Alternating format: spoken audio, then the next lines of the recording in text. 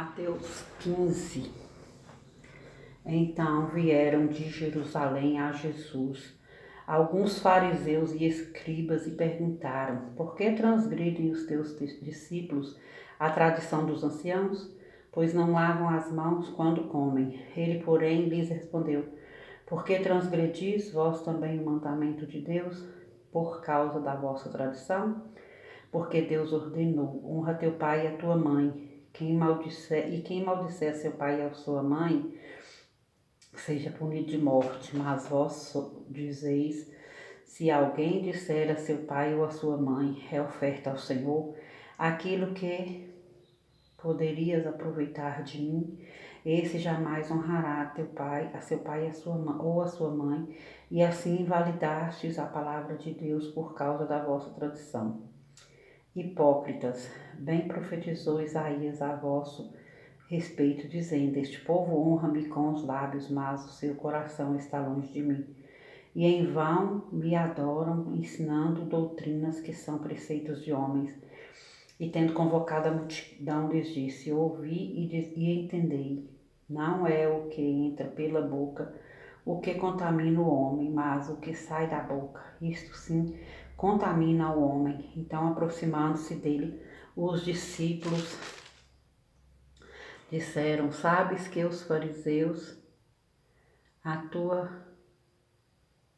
ouvindo a tua palavra, se escandalizaram? Ele, porém, respondeu: toda planta que meu Pai Celestial não plantou será arrancada. Deixai-os, são cegos, guias de cegos. Ora, se um cego guiar outro cego, cairão ambos no barranco. Então lhe disse Pedro: explica-nos a parábola. Jesus, porém, disse: também vós não entendeis ainda? Não compreendeis que tudo o que entra pela boca desce para o ventre e depois é lançado em lugar escuso? Mas o que sai da boca vem do coração, e é isso que contamina o homem, porque do coração procedem maus desígnios, homicídios, adultérios, prostituição, furtos, falsos testemunhos, blasfêmias. São estas as coisas que contaminam o homem, mas o comer sem lavar as mãos não o contamina. Partindo Jesus dali, retirou-se para os lados de Tiro e Sidom. E eis que uma mulher cananeia que viera daquelas regiões clamava: Senhor, filho de Davi, tem compaixão de mim. Minha filha está horrivelmente endemoniada. Ele, porém, não lhe respondeu palavra, e os seus discípulos, aproximando-se, rogaram-lhe: despede-a, pois vem clamando atrás de nós. Mas Jesus respondeu: não fui enviado senão às ovelhas perdidas da casa de Israel. Ela, porém, veio e o adorou, dizendo: Senhor, socorre-me. Então ele, respondendo, disse: não é bom tomar o pão dos filhos e lançá-lo aos cachorrinhos. Ela, contudo, replicou: sim, Senhor, porém os cachorrinhos comem das migalhas que caem da mesa dos seus donos. Então lhe disse Jesus: ó mulher, grande é a tua fé, faça-se contigo como queres. E desde aquele momento sua filha ficou sã. Partindo Jesus dali, foi para junto do mar da Galileia, e subindo ao monte, assentou-se ali. E vieram a ele muitas multidões, trazendo consigo coxos, aleijados, cegos, mudos e outros muitos, e os largaram junto aos pés de Jesus, e ele os curou. De modo que o povo se maravilhou ao ver que os mudos falavam, os aleijados recobravam saúde, os coxos andavam e os cegos viam. Então glorificavam ao Deus de Israel. E clamando Jesus, os seus discípulos, disse: tenho compaixão desta gente, porque há 3 dias que permanece comigo e não tenho o que comer, e não quero despedi-la em jejum, para que não desfaleça pelo caminho. Mas os discípulos lhe disseram: onde haverá neste deserto tantos pães para fartar tão grande multidão? Perguntou-lhes Jesus: quantos pães tendes? Respondeu: 7 e alguns peixinhos. Então, tendo mandado o povo assentar-se no chão, tomou os 7 pães e os peixes, dando graças, partiu e deu aos discípulos e estes ao povo. Todos comeram e se fartaram.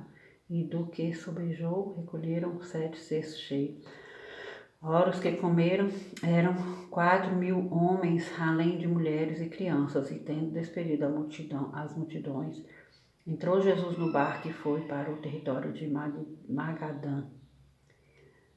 Mateus 16. Aproximaram-se os fariseus e os saduceus, pediram-lhe que lhes mostrasse um sinal vindo do céu. Ele, porém, lhes respondeu: chegada a tarde, dizeis haverá bom tempo, porque o céu está avermelhado. Pela manhã hoje haverá tempestade, porque o céu está de um vermelho sombrio. Sabeis, na verdade, discernir o aspecto do céu e não podeis discernir os sinais dos tempos? Uma geração má e adúltera pede um sinal, e nenhum sinal lhe será dado, senão o de Jonas. E deixando-os, retirou-se. Ora, tendo os discípulos passado para o outro lado, esqueceram-se de levar pão, e Jesus lhes disse: vede e cautelai-vos do fermento dos fariseus e dos saduceus. Eles, porém, discordam entre si, dizendo: é porque não trouxemos pão. Percebendo, Jesus disse: por que discordeis entre vós, homens de pequena fé, sobre o não terdes pão? Não compreendeis ainda, nem vos lembrais dos 5 pães para 5.000 homens e de 5 cestos tomastes? E de quantos cestos tomastes? Nem dos 7 pães para os 4.000 e quantos cestos tomastes? Como não compreendeis que não vos falei a respeito de pães, e sim acautelai-vos do fermento dos fariseus e dos saduceus? Então entenderam que não lhes dissera que se acautelassem do fermento de pães, mas da doutrina dos fariseus e dos saduceus. Indo Jesus para os lados de Cesareia de Filipe, perguntou a seus discípulos: quem diz o povo ser o Filho do Homem? E eles responderam: uns dizem João Batista, outros Elias e outros Jeremias ou algum dos profetas. Mas vós, continuou ele, quem dizeis que eu sou? Respondendo Simão Pedro, disse: tu és o Cristo, Filho do Deus vivo. Então Jesus lhe afirmou: bem-aventurado és, Simão Bar-Jonas, porque não foi carne e sangue que te revelaram, mas meu Pai que está nos céus. Também eu te digo que tu és Pedro, e sobre esta pedra edificarei a minha igreja, e as portas do inferno não prevalecerão contra ela. Dar-te-ei as chaves do reino dos céus. O que ligares na terra terá sido ligado nos céus, e o que desligares na terra terá sido desligado nos céus. Então advertiu os discípulos de que a ninguém dissessem ser ele o Cristo. Desde esse tempo começou Jesus Cristo a mostrar a seus discípulos que lhe era necessário seguir para Jerusalém e sofrer muitas coisas dos anciãos, dos principais sacerdotes e dos escribas, ser morto e ressuscitado no terceiro dia. E Pedro, chamando-o à parte, começou a reprová-lo, dizendo: tem compaixão de ti, Senhor, isso de modo algum te acontecerá. Mas Jesus, voltando-se, disse a Pedro: arreda, Satanás, tu és para mim pedra de tropeço, porque não cogitas das coisas de Deus, e sim das dos homens. Então disse Jesus a seus discípulos: se alguém quer vir após mim, a si mesmo negue, tome a sua cruz e siga-me. Porquanto quem quiser salvar a sua vida, perdê-la-á, e quem perder a vida por minha causa, achá-la-á. Pois que aproveitará o homem se ganhar o mundo inteiro e perder a sua alma? Ou que dará o homem em troca da sua alma? Porque o Filho do Homem há de vir na glória de seu Pai com os seus anjos, e então retribuirá a cada um conforme as suas obras. Em verdade vos digo que alguns há dos que aqui se encontram, que de maneira nenhuma passarão pela morte, até que vejam vir o Filho do Homem no seu reino. 6. Mateus 17. 6 dias depois, tomou Jesus consigo a Pedro e aos irmãos Tiago e João e os levou em particular a um alto monte. E foi transfigurado diante deles, o seu rosto resplandecia como o sol e as suas vestes tornaram-se brancas como a luz. E eis que lhes apareceram Moisés e Elias, falando com ele. Então disse Pedro a Jesus: Senhor, bom é estarmos aqui. Se queres, farei aqui 3 tendas, uma será tua, outra para Moisés, outra para Elias. Falava ele ainda quando uma nuvem luminosa os envolveu, e eis vindo da nuvem uma voz que dizia: Este é o meu filho amado, em quem me compraz, a ele ouvi. Ouvindo-a, os discípulos caíram de bruços, tomados de grande medo. Aproximando-se deles, tocou-lhes Jesus, dizendo: Erguei-vos e não temais. Então eles, levantando os olhos, a ninguém viram, senão Jesus. E descendo eles do monte, ordenou-lhes Jesus: A ninguém conteis a visão, até que o Filho do Homem ressuscite dentre os mortos. Mas os discípulos o interrogaram: Por que dizem, pois, os escribas ser necessário que Elias venha primeiro? Então Jesus respondeu: De fato, Elias virá e restaurará todas as coisas. Eu, porém, vos declaro que Elias já veio e não o reconheceram. Antes fizeram com ele tudo quanto quiseram. Assim também o Filho do Homem há de padecer nas mãos deles. Então os discípulos entenderam que lhes falara a respeito de João Batista. E quando chegaram para junto da multidão, aproximou-se dele um homem que se ajoelhou e disse: Senhor, compadece-te de meu filho, porque é lunático e sofre muito, pois muitas vezes cai no fogo e outras muitas na água.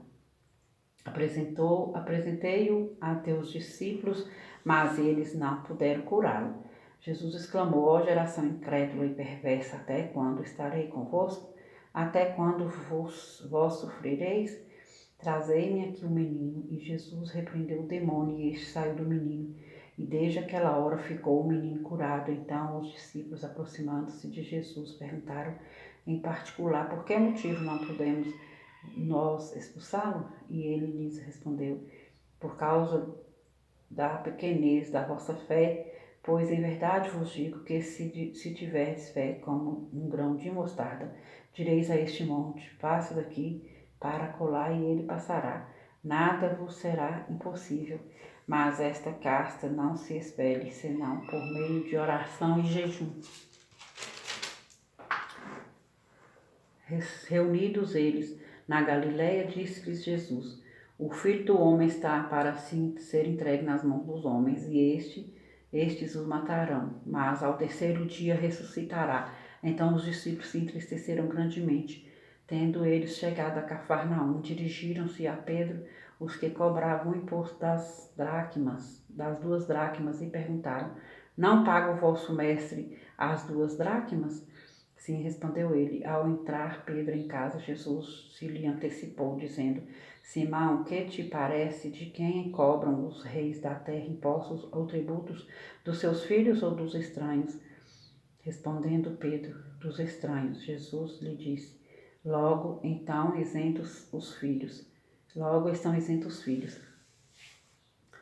Mas para que não os escandalizemos, vai ao mar, lança o anzol, e o primeiro peixe que fisgar tira-o, e abrindo-lhe a boca acharás um estáter. Toma-o e entrega-lhe por mim e por ti. Mateus 18. Naquela hora aproximaram-se de Jesus os discípulos, perguntando: Quem é porventura o maior do reino dos céus? E Jesus, chamando uma criança, colocou-a no meio deles e disse: Em verdade vos digo que, se não vos converterdes e não vos tornardes como crianças, de modo algum entrareis no reino dos céus. Portanto, aquele que se humilhar como esta criança, esse é o maior no reino dos céus. E quem recebeu uma criança tal como esta, e em meu nome, a mim me recebe.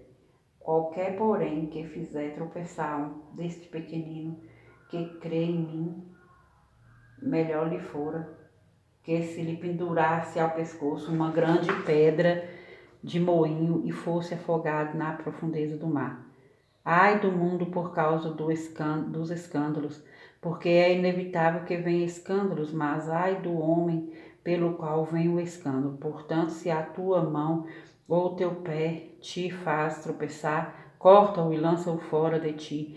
Melhor é entrares na vida manco ou aleijado do que, tendo duas mãos ou dois pés, seres lançado no fogo eterno. Se um dos teus olhos te faz tropeçar, arranca-o e lança-o fora de ti.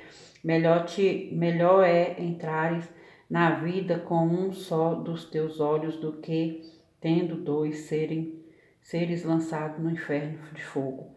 Vede, não desprezeis a qualquer destes pequeninos, porque eu vos afirmo que os seus anjos nos céus veem incessantemente a face de meu Pai Celeste, porque o Filho do Homem veio salvar o que estava perdido.